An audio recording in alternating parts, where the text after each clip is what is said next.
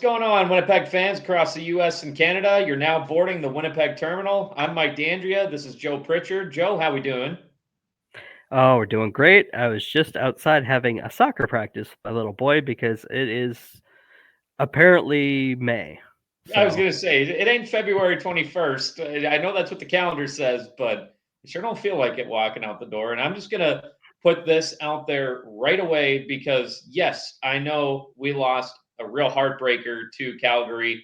Yes, I'm wearing a Flames jersey, but I hope that I can still be in the good graces of our beautiful Winnipeg fan base because it is a Monahan jersey, and he's been our best player, 5 goals in 5 games. So I had to throw the money hands jersey on. We've mentioned this right before the show. It's not very cheap to change out the crest. no, it's really not. But apparently, to fix a power play, it costs you a first round pick and you get a new bumper. So, apparently, they went to the mechanics.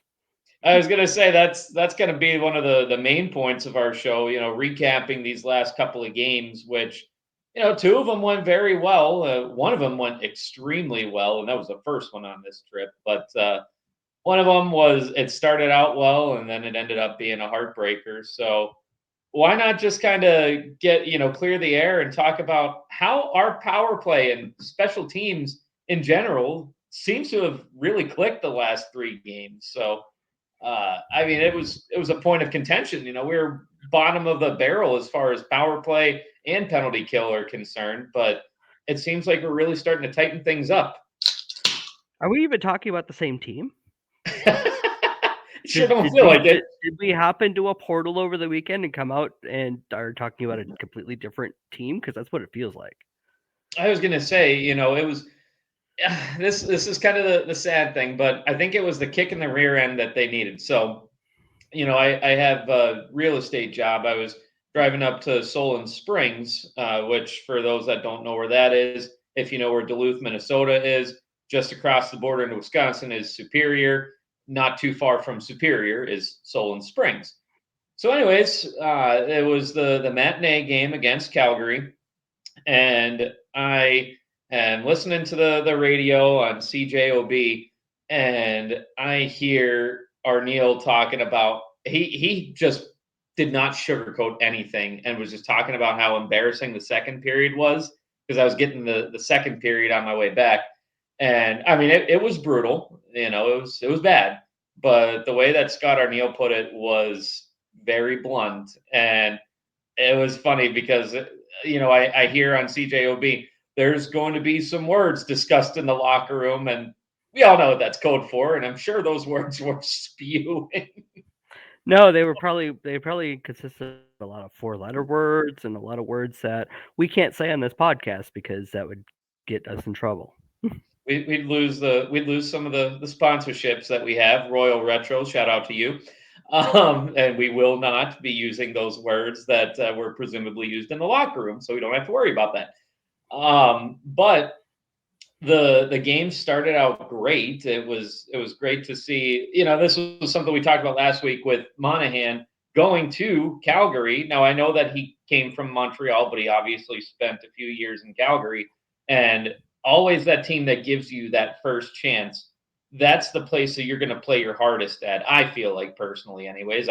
My NHL experience is nil, but Oh, mine too. anyways, Mine too. yeah, we could all be armchair coaches, armchair players, and whatever have you. But I was just glad to see that come to fruition. It just would have been nice if the rest of the team showed up. Yeah, they've been playing so tightly defensively. They had that long streak of under 3 goals or under for the longest time. It was gonna start to unravel just a little bit from there. It seems like over the past couple of games, Monday and Tuesday, they were letting in a lot more quality chances than they have in a long time. So, it, as one thing is fixed, another thing starts to leak a little bit, and that's just the nature of the beast. It's what 82 game season, And something like you, that. you know, you got to figure too that when you're stepping it up offensively, because we were talking before about how scoring has been hard to come by. Well, that hasn't necessarily been the case on this last stretch of games. Scoring has been pretty easy to come by for the most part, but you do risk that tight defensive style of play, which hasn't really been the Jets' way in past years. It's always been that they've been trying to outscore their problems on the blue line, it feels like. But now this year, it seems like they really tried to tighten up defensively. And now that their scoring has kind of fallen into that slump, they tried to mitigate that and get the scoring back in line, get the D involved a little bit more on the offense. But when that happens, that's when you're going to give up more of those grade A chances. And it seems like that's what happened. And you can't necessarily fault Helly for his streak, which was amazing going back to early November, but you can't really fault him for that streak coming to an end. No, and and it seems like some of the players that are still being held off the score sheet are also some of the players that are having a little bit of a struggle defensively because their heads trying to get back in the offensive game, and that's when the defense slips from time to time. Is when you're uber focused on one part of the game, the other parts of the game are harder to come by. So it's been talked about. Some players are getting games off here and there, getting talked to about lately their performance hasn't been what's expected, and that's also one of those things that you're not gonna play your A game 82 games out of the year. But I like to see that the play that isn't up to standard being addressed, as opposed to okay, well, we'll just wait for them to bounce back. Well, I like to see it being addressed, even if it's going to take a little time to fix it again. And Cole Perfetti has entered the chat. That's I was trying not to name names. He's one of those that I've noticed in reading articles and following the team as closely as I've been lately.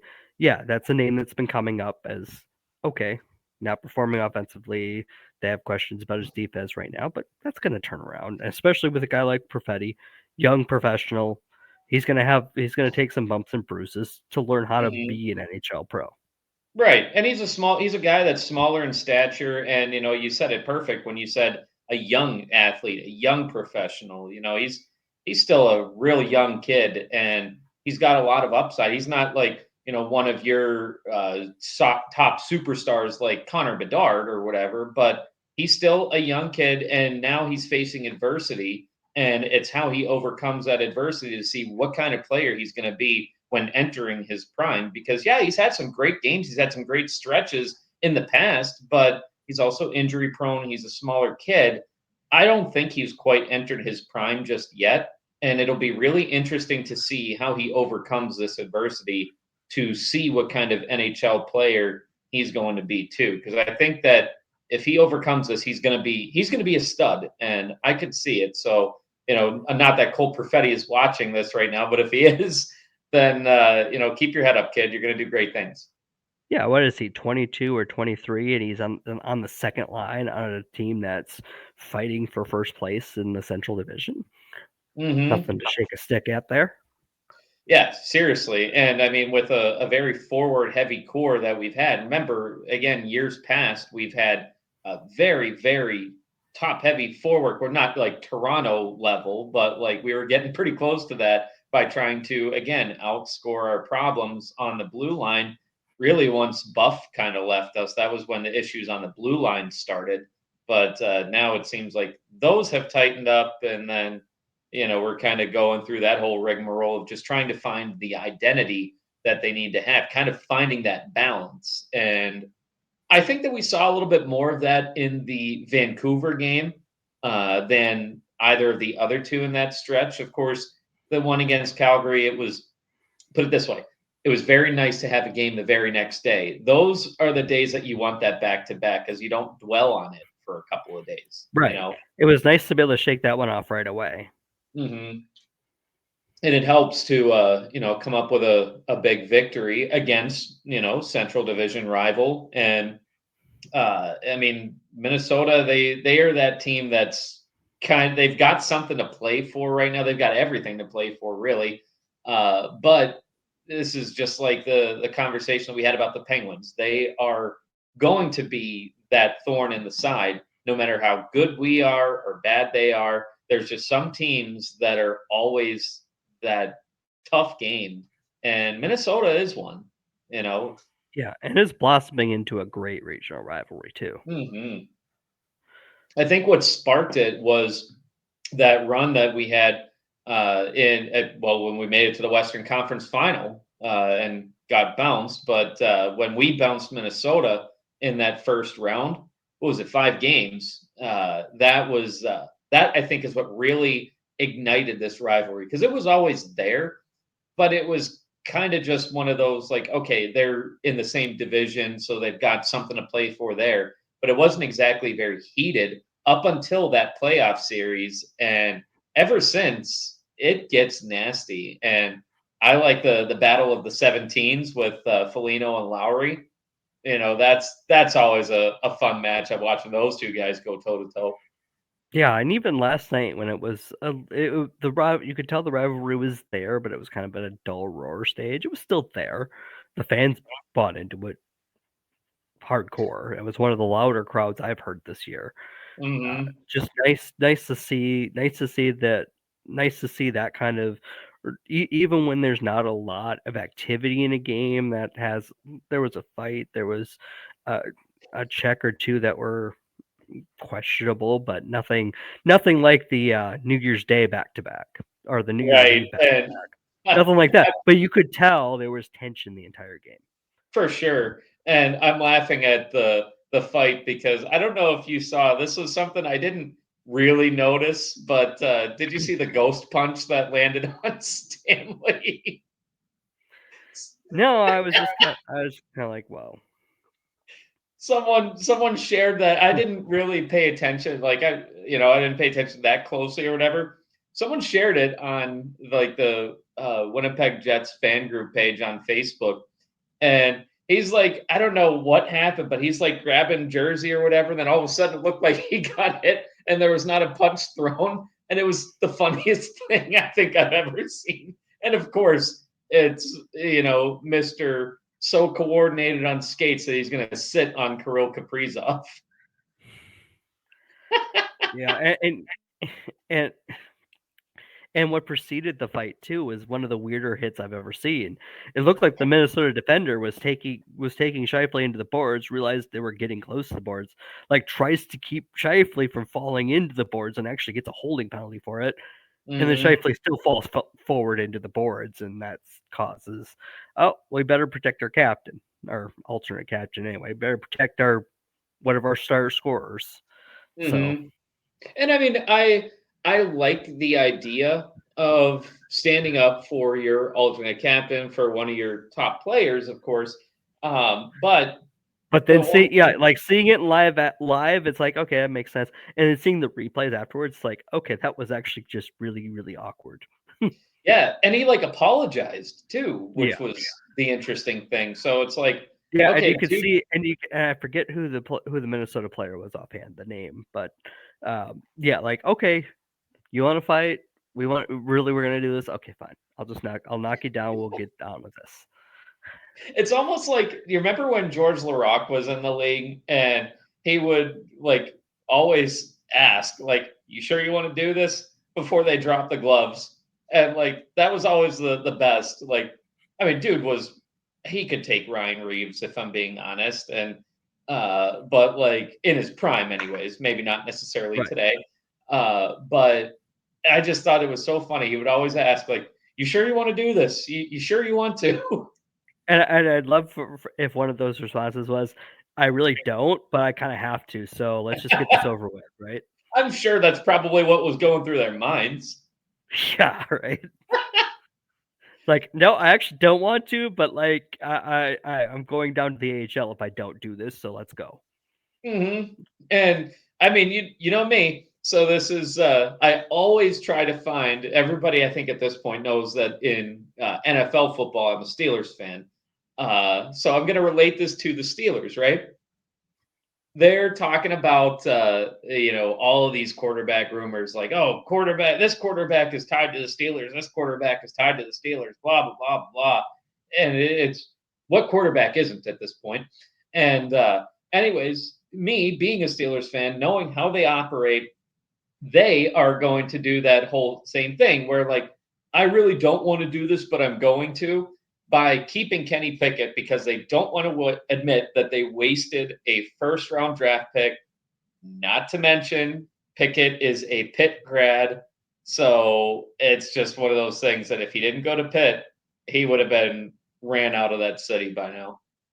Or he might not have even been drafted by the Steelers in the first place. At least not in the first round. No. But too proud to admit it. Just like we were talking about fights against George LaRock. Somehow I related that to the Steelers. Team of GMs are going to stick by their decisions because they don't want to admit they've screwed something up. Mm-hmm. Or they don't want to admit that, hey, maybe I overpaid for this, but it's my reputation on the line, so I'm not going to cut bait quite yet. Which is why I've actually come to respect some of the moves that Chevy has done, because it seems like at face value, every year in free agency, every single year, it's like, oh, this big name is available, this guy's available, we could sign him and he would fit this team perfect. Never go for him, but he'll sign a guy like Sam Gagne, and all of a sudden he becomes a key piece to the franchise for that year, even though he's a depth player. And it's like all of these signings or trades, like Nemesnikov, for example, that's another one that like he has become a real key piece to the team. And tried him at second line center while he's a guy that could make second line center work if he had to. Yeah, exactly. But he's so much more valuable on the fourth line because he's got between second and third line skill, and you're putting him on the fourth line. Well, he's going to be better than the fourth liners he's facing, right? Mm-hmm. And he makes that fourth line better too. And it's just like those are the signings, the trades, the draft picks that don't seem to make sense. And I can actually appreciate how he's handled Ville Heinola, because I've been one of those that's like, oh, come on, just give him like the fair chance, blah, blah, blah. But he's not going to throw him because he's very injury prone. He's a small guy too, just like Perfetti. But, he's had a lot of injuries, and, they're just kind of like the whole coaching staff, the whole front office is like, it's not really fair to throw him into it to just be like, oh, well, sink or swim. They want to set him up for success. And like, yeah, he was a 10th overall, but you don't want to see him bust. So like, I can appreciate how they've handled him. Right, and then again, you got the depth issue going on too. I mean, they lost Chisholm because they didn't have room for him. Mm-hmm. Who else are you losing because you want to give this guy a shot? Yeah. And I mean, with Tony Nato and Janssen Fjallby on waivers, both of them on waivers made me think like, oh man, one of these guys is going to get picked up. But it's nice to see the boys in the organization. Yeah, absolutely, and that just adds the complexity of the job when you have to worry about, okay, that's nice, I have this piece, but where does he fit, and who am I losing? What's my opportunity cost to give this guy a shot, and what happens if he doesn't work? Because I know what I've got going right now works so far, so why am I messing with it? And it's nice to have the trade pieces too for the deadline, because I mean they're kind of in this win now mentality. It seems like they're too good right now to tank. Third in the Central, but they've got 3 games in hand. So and 3 very, very winnable games, all against Central Division rivals. They have that coming up. That can easily put them back in first place in the Central. And I mean, we've seen them, they took down the top team in the league too in this recent stretch. And that was a fantastic game. I think that is probably the most complete game that they've played all year. They've played some great ones. throughout the season. But that one in particular, I think, was the best this year that I've seen. Yeah, and the only one I could think of that might match it is when they beat Boston 5-1 earlier this year. Mm-hmm. Yeah, that one was. And I'm That was sure we're also. missing a few because, I mean, what?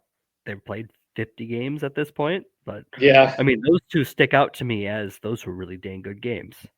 If they play like that, they're going to win the cup. yeah, they very well could. I mean, they the way they played on Saturday, they could beat anyone. The way they played on Monday, maybe the first 10 minutes, they looked, like a team that could beat anyone, or at least Sean Monahan did. But Mm.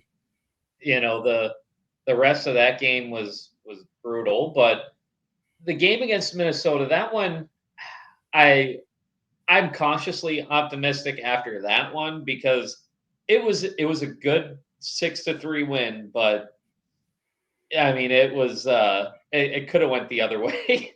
Yeah, we were talking before the show. I said that game wouldn't have surprised me if it was a 6-3 Minnesota win. Brossoit did a hell of a job with Yeah. some high leverage chances, Hmm. and the Jets scored every time they had a real good opportunity. They were actually able to finish on the play, which again, when they were in that scoring drought, it was nice when they were winning games while they were still in the midst of that drought because they were giving up, 1, 2 goals a game and maybe managing to get a 1-0 win or a 2-1 win. But one of the key takeaways from this road trip, putting up 4 against Vancouver, still, even though it was a rough second 2 periods for the Jets on Monday, it was still nice to put up 3 against Calgary and then to put up 6 against Minnesota. 13 goals in 3 games. That's solid. That's Yeah, pretty incredible. and even with their 5-on-5 play having tailed off some because that was unsustainable, keeping it that good for that long. Right. The power play's working, and all it Yeah. took.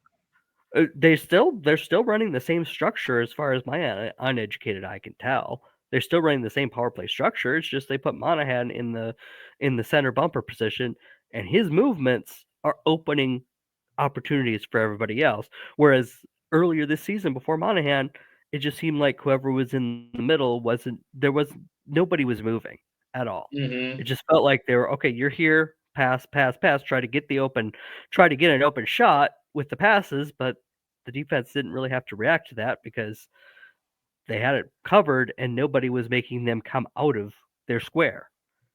And that's And kind all of it took like was a little bit of a change. We're not talking about a dramatic change either. But right. Monahan moving more than what they had before in that spot is opening up everything.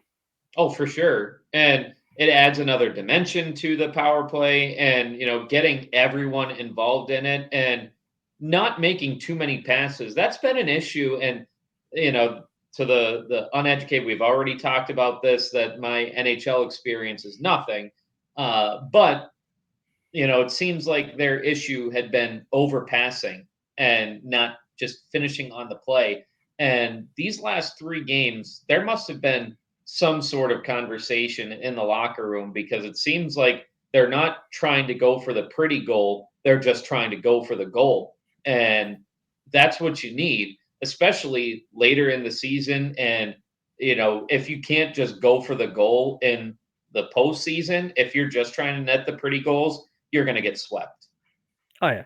They must have also worked on the tip drill lately because that's how Mhm. where they're getting a lot of these power play goals or even just 5-on-5s. Get a body in front of the net, redirect the puck, and profit. And we were talking right before the show too. I mentioned goal differential, and I'll kind of use this to segue to get into our upcoming games. But even with all the scoring woes, still a plus 37 goal differential for the Jets. So I wouldn't say that that's so bad. Got 73 points out of 54 games, 1 point behind Colorado. They're 57 games, so 3 games in hand. Dallas first place, 76 points. So 3 points behind, 3 games in hand for them as well. And again, these next 3 games are very winnable. As for St. Louis, They've got 60 points in 55 games, goal differential of -10. So that one, I think that's going to be our toughest in this stretch because Arizona and Chicago. Arizona's goal differential -18, but they have 50 points in 55 games. And Chicago will just rag on them. -81 for the goal differential, 33 points in 56 games. That is just fun to talk about. Yeah, them Oh, Chicago teams not scoring makes me happy. mm-hmm.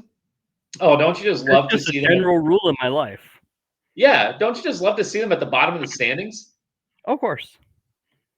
So, as far as what we can expect for this game on Friday, our best, and I mean, we've already said this, but best player that we've had, Sean Monahan, 5 goals in the last 5 games. Last 5 games, Nick Foligno, 3 goals for Chicago. Kyle Connor, 6 assists in the last 5 games. So he's really stepping up too. And 6 points for Kurashev for Chicago in the last 5 games. As far as points, Gabriel Velarde, 8 points in 5 games. And then Philip Kurashev has 7 points in 5 games. That's pretty good too. But I mean, what was it last week? We were talking 2 goals in the last 5 games, 3 points in the last 5 games. Now it's like we have a goal per game player and we have more points per game, more than 1 point per game for some of our and top a players. natural hat trick built into that too in a game we lost. So Yes.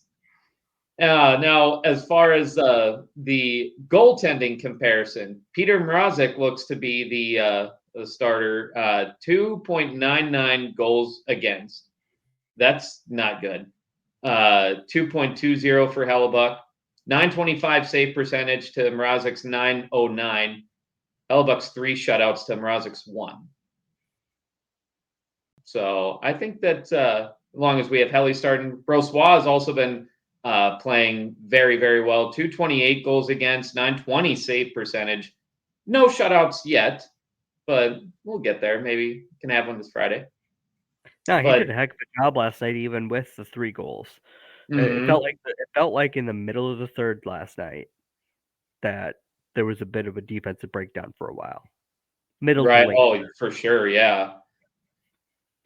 Season series.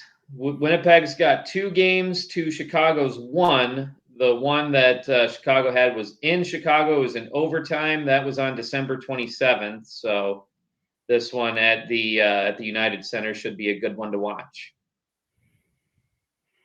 And looking at our upcoming game against Arizona, looks like well, of course, we've already talked about the boys in blue. Nick Bjugstad, 2 goals in the last 5 games. So that's kind of what we were talking about before for the Jets. JJ Moser, 3 assists in the last 5 games. And Matt Dumba, that's a familiar face right there, 4 points in the last 5 games. So that one, I think the way that Arizona's been playing, I think that one's very winnable too.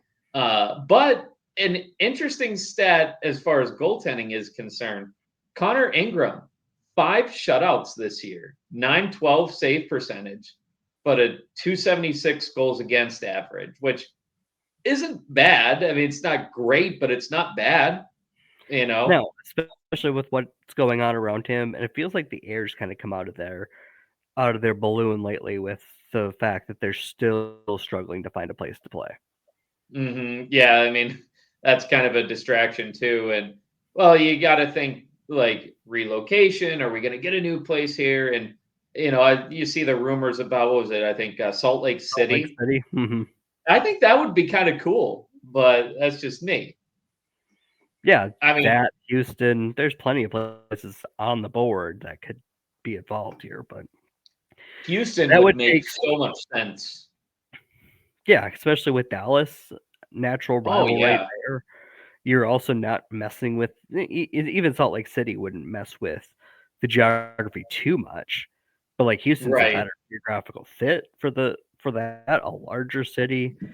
like it's clearly something's got to be done in the Phoenix area. Either they gotta sell to a group that knows what they're doing, or they got to get out. It's just not working, and it's not been working for 20 years. So Yeah, at this is some point, just you a have to make failed some experiment. decisions. Mm, Yeah, and and an so, experiment that's been given a lot of time. and this is something too that I've had this conversation many of times. You think about the like geography of each of the divisions, right? You have the Metropolitan. That one is kind of self-explanatory. That one makes all the geographic sense in the world. Teams don't really have to go that far, relatively speaking, of course. The Atlantic, I mean, there's the outliers in Florida, but it's the Atlantic division, so that naturally that would span north to south, right? Hmm. And then you have the Pacific, all in the west, right? And then you have the Central Division, that's the rest of the freaking continent. Like you, you are stretching from Arizona to Nashville to central Canada to Texas and everywhere in between. It's like these teams in the Central have so far to go.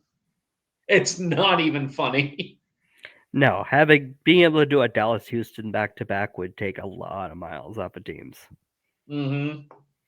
I think the whole concept of like super divisions, like 8-team divisions, I don't know. I think that that's just too big. I think they should probably go to like what the NFL has, the 4-team divisions, and think about what that would do for rivalries. Like, imagine, we talked about the Winnipeg, Minnesota rivalry and how that started to heat up after that one playoff series. Imagine playing Minnesota more times out of the year and how that would heat up. Imagine watching more battles of Alberta. How, I mean, that game is always fun to watch. Just imagine that more Penguins Flyers games, those storied rivalries, Boston, Montreal. I just think that's a no brainer, but that's just me. That might be fun to explore. That seems like something that my nerd brain would like to wrap itself around. Yeah, I wish, but hey, what do I know? I don't. I'm not the talking bobblehead. That is the NHL commission. Well, and not to we're not going to sit on this subject for a while, but like the appeal came out for the Riley thing, and like a lot of the things he said, it's like, yeah, I agree with that, which means I'm questioning all my life decisions right now. Hmm. It is kind of. I think it's so funny when Bettman walks out at like draft day or something, or presenting the Stanley Cup, and he just gets the boo birds. 30 years and a lot of questionable decisions will do that. Oh, and I think a lot of the Canadian fan base probably has a lot more questions than fan bases in the States, and even they have a lot too. Yeah, yeah. There's not a lot of being able to stay out of the public eye when it comes to that kind of thing. Not for And him. we are just talking before about failed experiments. How about all the rumors that are linking another NHL team to Atlanta? And I look at that and say, okay, fool me once, shame on you. Fool me twice, shame on me. What do you do when you fool me 3 times? Bring another team to Canada? Because I, that's what I, it I seems like it's hate going. that less than continuing to try in Phoenix, honestly. That's Because fair. That's fair. the first Atlanta team got sold to a group from Calgary. There's a lot more behind that. The ownership group started not getting along with the league over various decisions. If they had had another ownership group in Atlanta, they were doing okay. It's just the owner had to get out and get out quick to keep his investment. So that one is a little bit off of the beaten path. The Thrashers were a little bit more of a mess, and yeah, it was probably not going to work.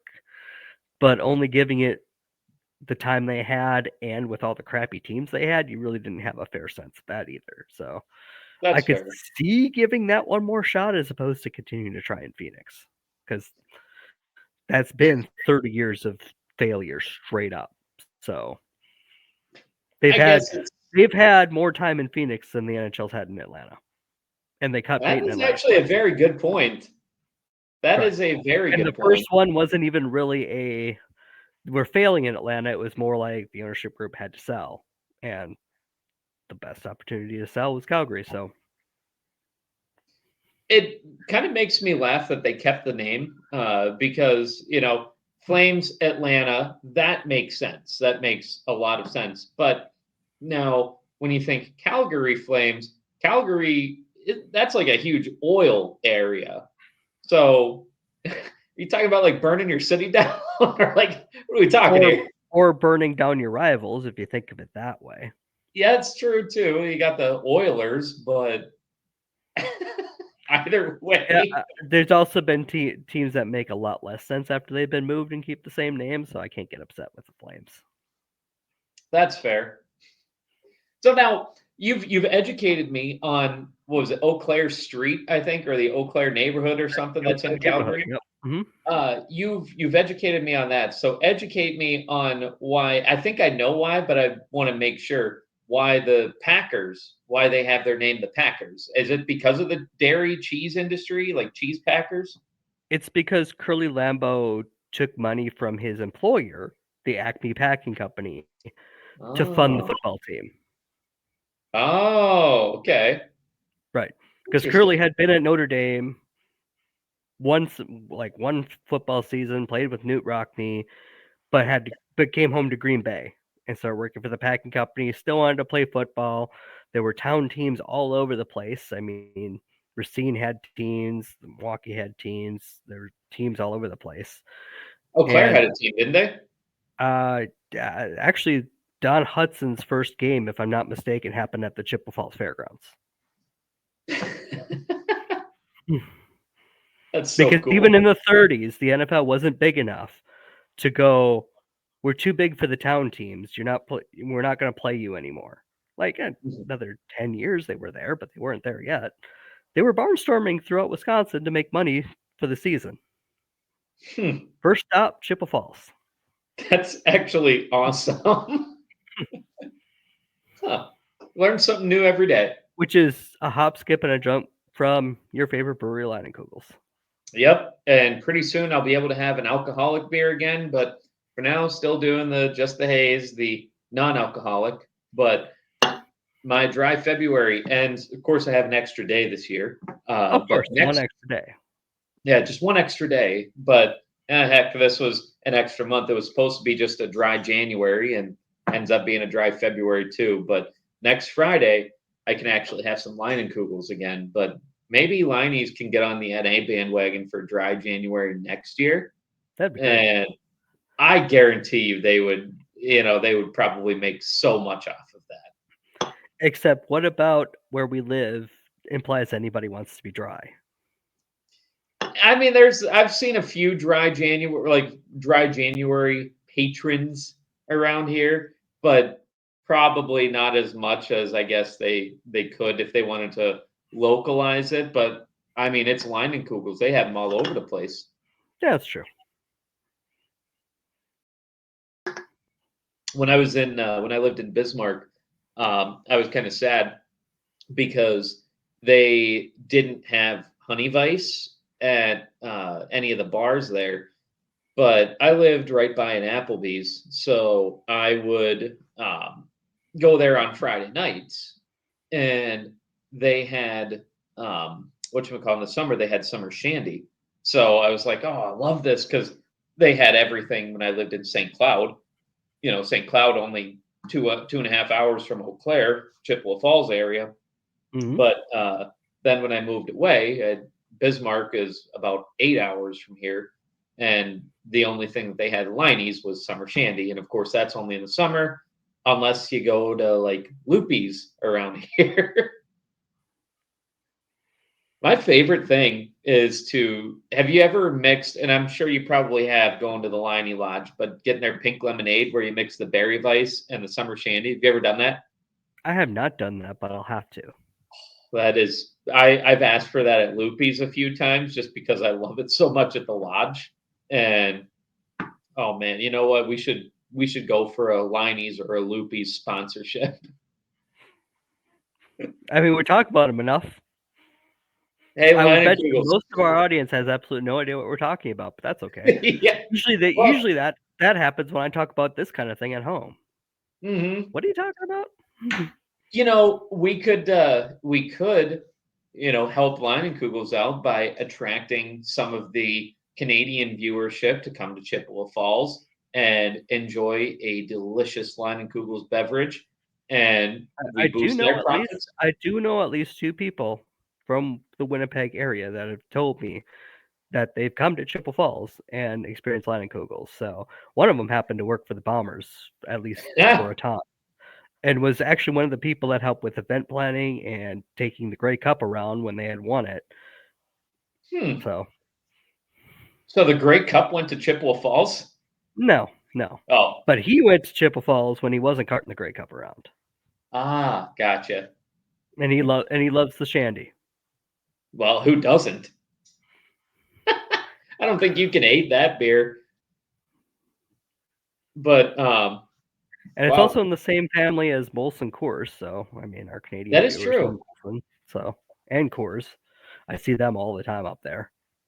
I went when last time I went to Winnipeg was about halfway through December, and met up with a group of buddies, and it was kind of funny. So after the game that was on that Saturday night, we went out and grabbed a couple drinks at the bar, and I go in and I had to like use the bathroom or whatever. So I get to the table. I'm like, hey, waitress comes back, get me a Canadian or whatever.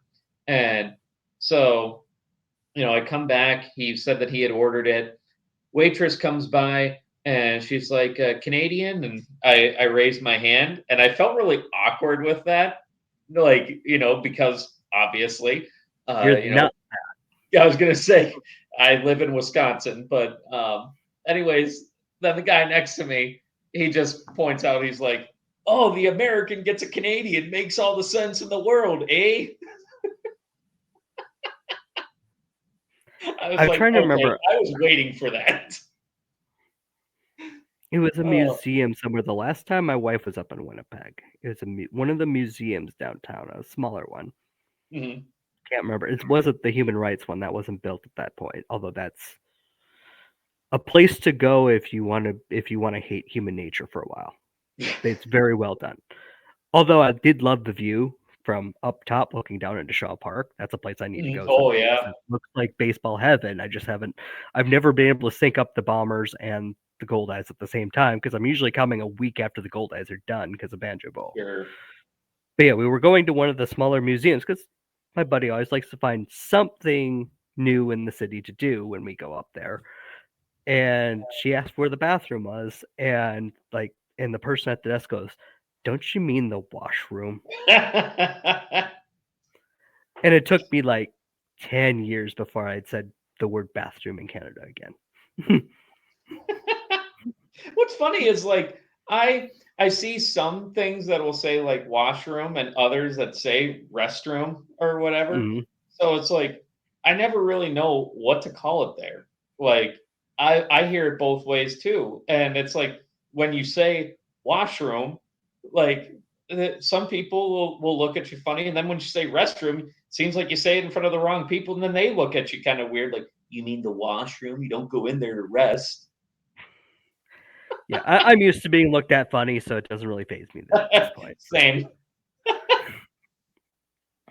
So, guess we got a little bit of Bombers news to take care of before we land this plane. Just a tiny bit of it. It's really wasn't a Bomber intense show because it really hasn't been a Bomber intense week, but they did sign a right tackle in Eric Lofton from the Riders to try to fill in for Jamarcus Hardrick. So we'll see how that goes. We were talking last week about uh, what options they had. It looks like they have somebody in mind, and we'll see how that goes. We'll know by July if that was a good call or not, I think. I was just about to ask, what are your thoughts on it? Too early to Well, tell. I mean, of course. it's too early to tell. I'm not a big fan of how the Riders' offensive line has performed over the past few years. Well, Actually, I am, which means they didn't perform well. Makes sense. But on the other hand, coaching goes a long way, and different That's schemes true. might fit different players. I saw my Rider fan friends love the fact that we had Lofton, so that was a negative feel for me. But at the same time, it's like, well, if they're not doing things right in Regina as far as getting the most out of their players, maybe the Bombers could bring something out that they didn't know they had. Well, this is very possible, and it's the same thing. Like you said, coaching goes a long way. That's kind of across the board. And could that be the issue that Monahan had in Montreal?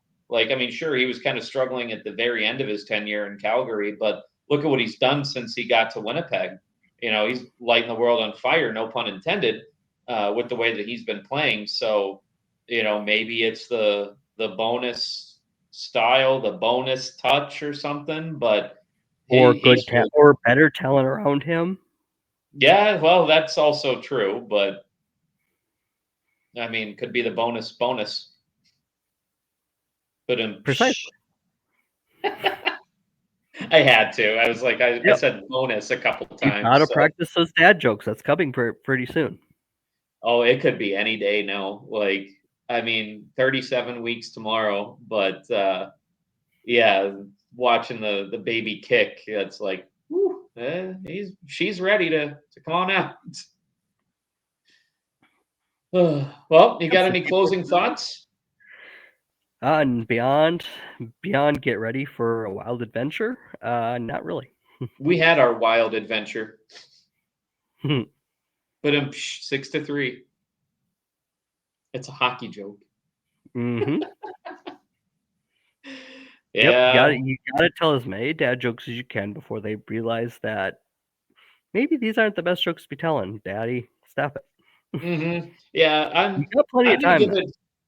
I was gonna say I'm gonna give it 4 years because of course, the first year not gonna be able to talk, and then the second year, like, oh, daddy's talking to me, and then third year, it's like, haha, that's funny, and then year 4, dad, stop. And then they start talking and don't stop.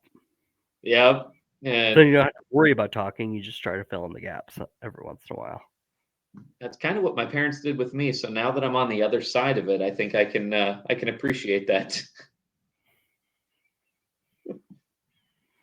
Well, that should be it to land this puppy, unless you got something else. But I think that we're all set. We got our Jets. We talked about what we had this past week, the decent stretch that we had. I'm not going to call it great because that game against Calgary wasn't so great, but we have some very winnable games ahead, and we'll I be would back say here next.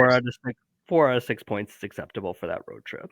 I would say so, yeah. And we've Well, got road trip plus Minnesota back to back. So yeah. So I think it was pretty solid, and we've got some winnable games ahead, and I think that we'll go from there. What do you say? I say I say I'm liking things. I feel like things are better this week than they were last week as far as the outlook goes. And just hopefully, okay, now that we remember we can score, let's just make sure that we tighten down on defense again. That sounds like a plan. Let's hope that they can find their identity in these next couple of games, and we'll be back here next week to tell you a little bit more about it and break down those details. But for the time being, this is the Winnipeg terminal, clear for landing for the dub. Go Jets, go.